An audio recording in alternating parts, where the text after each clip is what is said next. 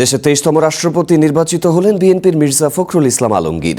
বিকেলে জাতীয় সংসদে অনুষ্ঠিত নির্বাচনে বিরোধী জোটের প্রার্থী অলি আহমদকে 167 ভোটে হারিয়েছেন তিনি।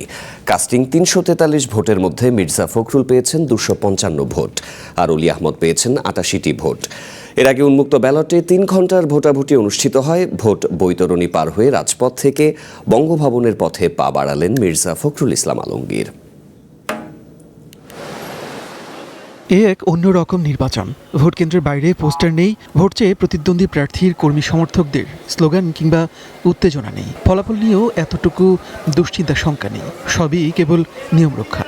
সম্মানিত ভোটার, মাননীয় সংসদ সদস্যবৃন্দ, ভিন্ন আবহের নিরুত্তাপ সেই ভোটের সাক্ষী হলো জাতীয় সংসদ ভবন। 1991 সালের পর আরও একবার সংসদ সদস্যদের ভোটে রাষ্ট্রপতি নির্বাচন।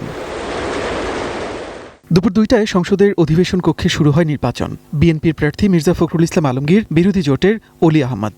শুরুতেই ভোট দেন ভারপ্রাপ্ত রাষ্ট্রপতি হাফিজউদ্দিন আহমদ, তারপর প্রধানমন্ত্রী ও জাতীয় সংসদের ভারপ্রাপ্ত স্পিকার, একে একে অন্য সংসদ সদস্যরা।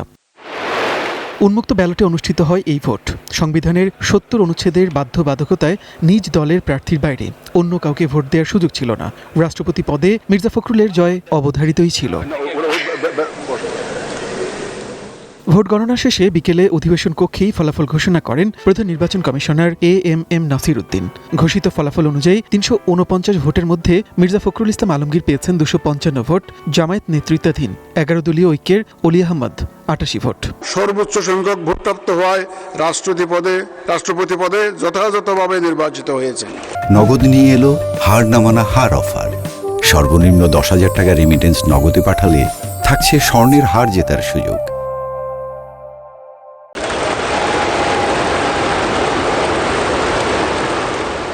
রাষ্ট্রপতি নির্বাচনে ভোট দেননি 6 জন সংসদ সদস্য, যাদের মধ্যে আছেন বিএনপির মির্জা আব্বাস, ওসমান ফারুক ও মোস্তফা কামাল পাশা, জামায়াত থেকে বহিষ্কৃত গাজী নজরুল ইসলাম, খেলাফত মজলিসের আবুল হাসান ও স্বতন্ত্র সংসদ সদস্য রুমিন ফারহানা।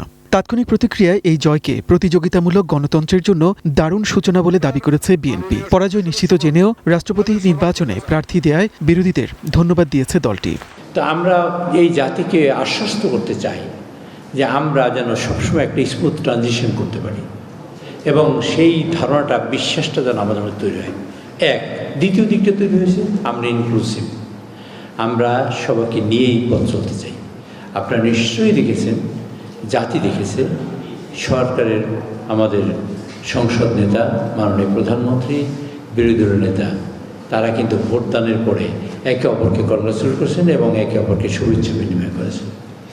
এই যে শুভেচ্ছা বিনিময়টা, এটা হলো বিরাট মনের বহিঃপ্রকাশ এবং এটা যে আমরা ইনক্লুসিভ তার প্রমাণ কিন্তু এই একটা। অবশ্য সংবিধানের 70 অনুচ্ছেদ সংস্কার না করে উন্মুক্ত ব্যালটে ভোট নেয়ার তীব্র সমালোচনা করেছে বিরোধী দল। সবকিছুকে প্রতিদ্বন্দ্বিতামূলক করার মানসিকতা থেকেই পরাজয় নিশ্চিত জেনেও রাষ্ট্রপতি নির্বাচনে প্রার্থী দেওয়ার কথা জানায় বিরোধী জোট। আমরা এটা জানতাম যে আমাদের বিজয় সম্ভাবনা একেবারেই ক্ষীণ, যেহেতু পার্লামেন্ট মেম্বারদের রেশিও ভিন্ন রকম আছে। তারপর আমরা করছি এই জন্য যেটা আমি বলেছি, গণতন্ত্রের চর্চাটা এখানে যাতে ভালো হয়, তো এটা একটা কারণ। 2 নম্বর কারণ হচ্ছে আমাদের হিউজ নাম্বার অফ বিরোধী দলের সদস্য আছে, ইট ইজ অ্যারাউন্ড 90। সুতরাং সেখানে একটি নির্বাচনে অংশগ্রহণ করার মতো একটা সুযোগ যেহেতু আছে এবং এটা পটেনশিয়াল একটা অপরচুনিটি ছিল, সেই জন্য আমরা নির্বাচনে অংশগ্রহণ করেছি। শুক্রবার সন্ধ্যায় শপথ নেবেন দেশের 23তম রাষ্ট্রপতি মির্জা ফখরুল ইসলাম আলমগীর। বঙ্গভবনে নতুন রাষ্ট্রপতিকে শপথ পড়াবেন জাতীয় সংসদের ভারপ্রাপ্ত স্পিকার। চেনা রাজপথ থেকে মির্জা ফখরুলের গন্তব্য এবার বঙ্গভবন।